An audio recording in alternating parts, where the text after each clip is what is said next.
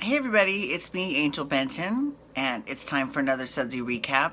But it is Christmas, so I do want to say Merry Christmas. I have not forgotten that fact, so I just want to wish everyone out there Merry Christmas, Happy Hanukkah, Happy Kwanzaa, Happy Winter Solstice, basically Happy Holidays. So to everyone out there. Um, so today we're going to talk a little bit about Young and the Restless.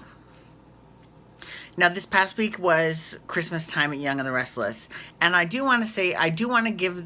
Here's the thing. So, Faith was kind of being a little bit obnoxious um, with her constantly needing to check her tablet for where Santa is, and then she had all these fun facts about these things, and she was just constantly needing to be the center of attention. But here's the thing, even though I found it obnoxious, it was actually very realistic. So anyone who is a parent of a child that age, that's what they're going to talk about. That's what they're going to be very excited. So I give Young and the Restless props for that because that was pretty good. Um, of course, there was big old drama with Christian slash Sully. You know, but at the end of the last episode, Nick takes the baby over to Sharon and Dylan's, and they spend some time together, all together. So that was nice. Oh my God, I have to tell you. So Nikki was dressed in her Sunday finest and was prancing around like a peacock, which my friend Cameo did not care for. Shout out to Cameo. She was like, yeah, Nikki looks like a penguin swimming in a sea of cubic zirconia.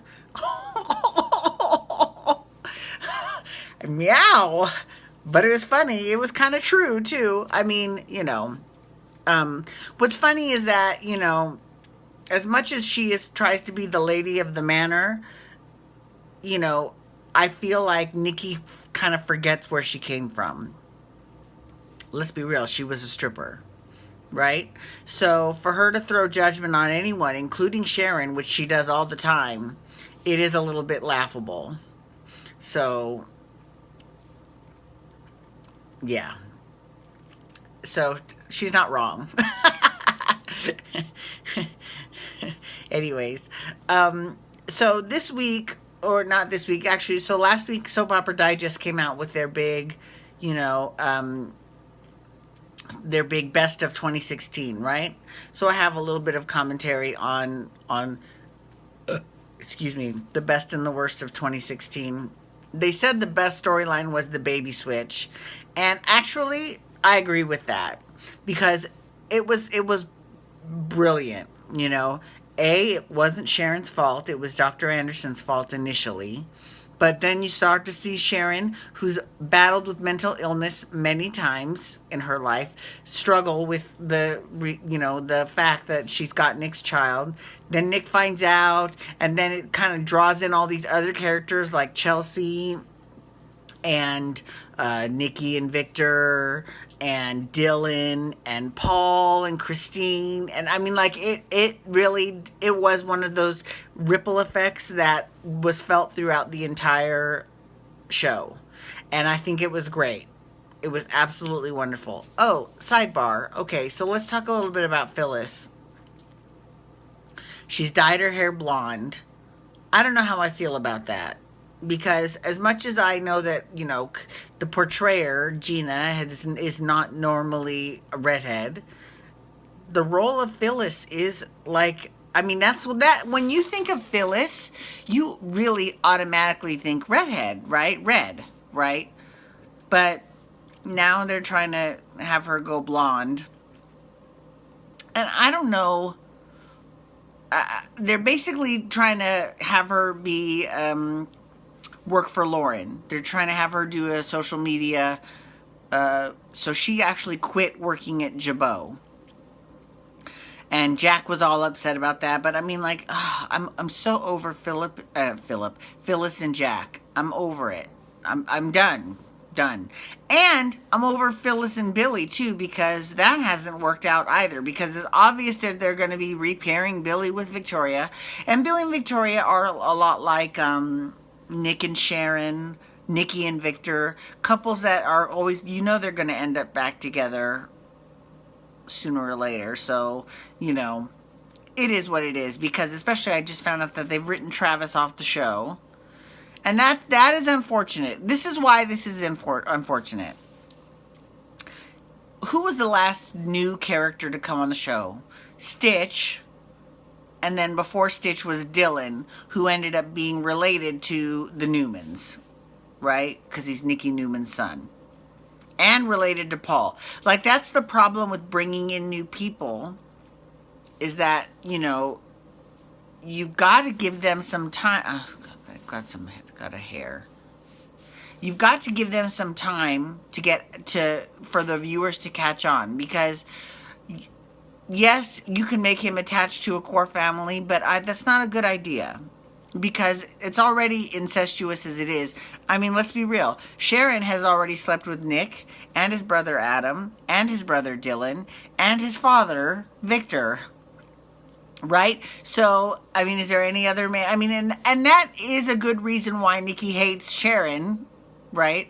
But at the same time, it's like, let's get some new faces on the canvas, because we can't have everyone be related to each other. That's not going to work out for anybody. So in that respect, that's one thing that I do feel is different than Soap Opera Digest, because they said their hottest affair was Billy and Phyllis. I don't think it was all that hot. And I will say, now granted, Billy and Phyllis have always had a good chemistry. Even going back to when different people were playing Billy and Phyllis, they still had good chemistry. But because they've had that chemistry for so long, and because nothing has been done since then about it, it just feels like it's it's very anticlimactic. And that's not very Young and the Restless. So that just makes me, scratch my head about that. Okay, so moving on, it also talks about how the best couple is Victor and Nikki. I don't know if I necessarily agree with that. I can definitely see them being one of the best couples on the show. And this is like of all the soaps, like out of all 4 soaps, they say the best couples, Nikki and Victor. I don't necessarily agree with that. I definitely think they're one of the best couples on Young and the Restless, but there's all kinds of good couples on Young and the Restless. Paul and Christine is one. Sharon and Dylan is another. Michael and Lauren, they're my favorite. Actually, Michael and Lauren. I love them. I'm very curious to see what this Fenmore's is not doing that great storyline does with Lauren. I just hope it doesn't make her have another affair. She's already had one. She doesn't need another one. Okay? I'm just throwing that out there. Let's see, what else did they talk about? Let's see.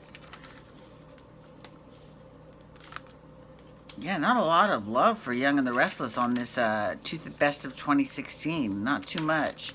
Okay, so worst marital affair was Abby and Stitch. Agree 100%. Snooze fest from day one. And I think part of this is not necessarily having anything to do with the actors, but it has to do with the writers not really knowing what to do with Abby. Because they had her as the strumpet, sleeping with Summer's man, right? But they also had her as, the naked heiress. Now they had her as the head of marketing and then the COO of Newman. I mean, it feels very frenetic with her. And it's like, let's pick a through line for Abby. And let's have her stick to it. Because like this whole relationship with Ben, I don't feel like that was a real relationship. I feel like that was just a foil to Ben's quasi relationship with her mom, Ashley. And FYI, I mean, it probably doesn't seem like it's that big of a deal to Ben. But like all of the other guys that have slept with characters and their mothers, because it happens very often on soap operas. It's kind of gross, right? I'm just saying. Anyways, thank you so much for logging on today. And like I said, Merry Christmas. Have a wonderful day. And I will chat with you all again soon. Take care. Peace out. Wubba, wubba, wubba. Oh, you know what? Follow me on Twitter at Angel Benton, #YR to talk Young and the Restless. And you can also #GH to talk General Hospital, which I'm going to be doing next episode. Peace out. Bye.